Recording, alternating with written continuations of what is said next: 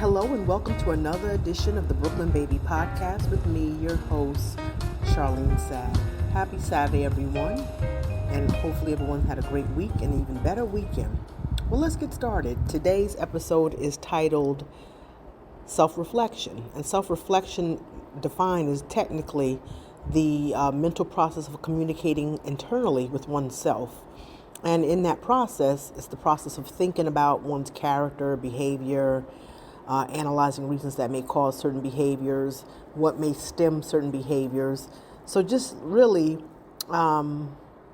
taking some type of introspective view and communication with oneself to figure out what you do, why you do what you do, and it can even help a person grow and to have a greater understanding of who they are, why they reflect, or why they actually react the way they react, why we do the things that we do. And there's nothing wrong with any type of introspective self-reflection.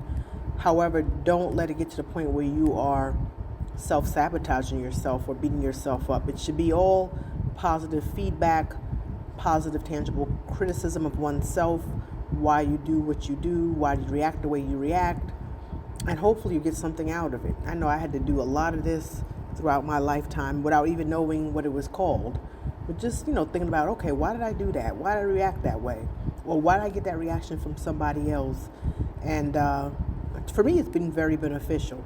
And I think a lot of us do it, especially people who try to be better people, try to take accountability for your actions, try to take accountability, because a lot of people are not taking accountability for their actions. A lot of people, I don't want to label people, but let's call it what it is. Some people have some type of disorders or a proclivity for certain actions, narcissism going on, or they're very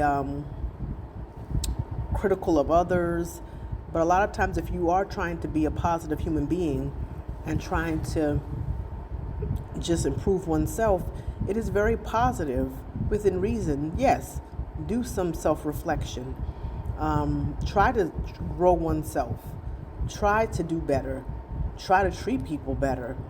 And basically, self-reflection really is the observation of yourself.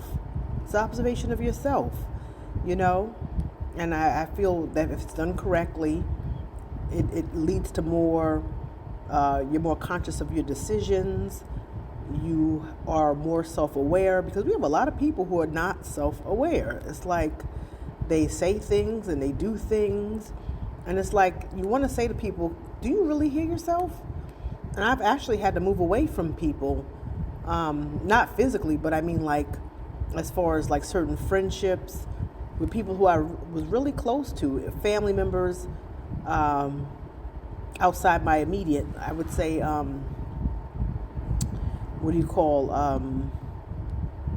not immediate family members, but extended family members, and certain friends who I knew darn near my whole life, only because I just felt like, wait a minute, they say things that are very offensive, brash, very intrusive.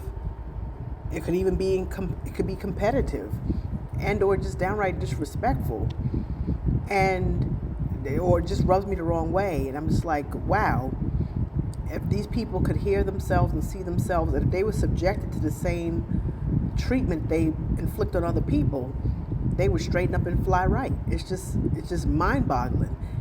I know we are not perfect. I always say that in my podcast. But at the same time, let's watch what we say to people. Let's do some self-inventory to see, okay, and these are the same people who say, oh, I noticed so-and-so don't like me, or so-and-so might not respond to me favorably on social media, but they respond to everybody else.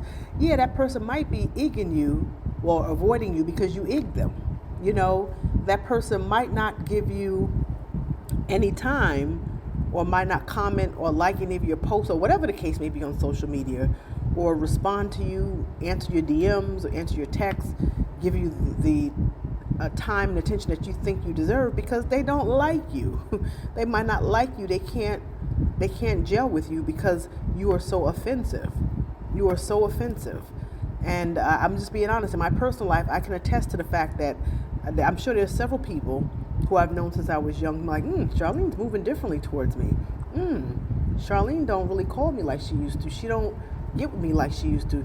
Yeah, because I'm trying to avoid hurting your feelings, and I'm trying to protect my peace.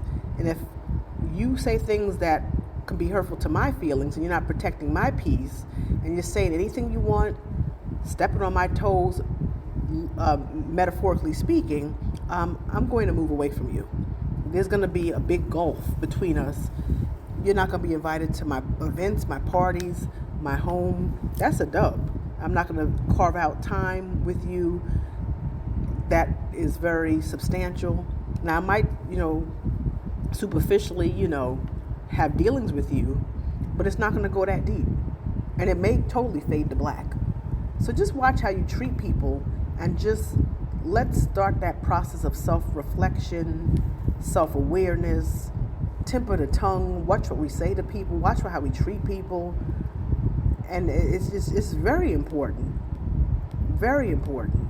And I can think of two people in my personal life right now, and I'm sure they feel the gulf. And if as my mama says, a hit dog will holler. And if they are listening to this podcast and they're thinking, Charlene has moved away from me. Charlene don't really kick it with me like she used to. Charlene don't hit me up like she used to. Charlene don't call me hardly or anymore. Yeah, probably because you done pissed me off. And I'm just trying to be nice about it. But you keep digging, I'm going to snap. I'm just, because we're human. But so to protect my peace and your feelings, I just been pushing away from the table, slowly fading to black, and maybe permanently fade to black. So a lot of times I just like to just sit with myself. I think about my actions, and I sometimes say to myself, damn, you really did that? Damn, you really said that? Not that I have a history or a pathology of doing such things to people, but I'm not perfect. There's certain things I may have said or done that I said, shit, I shouldn't have said that to that person. Oof. Ugh.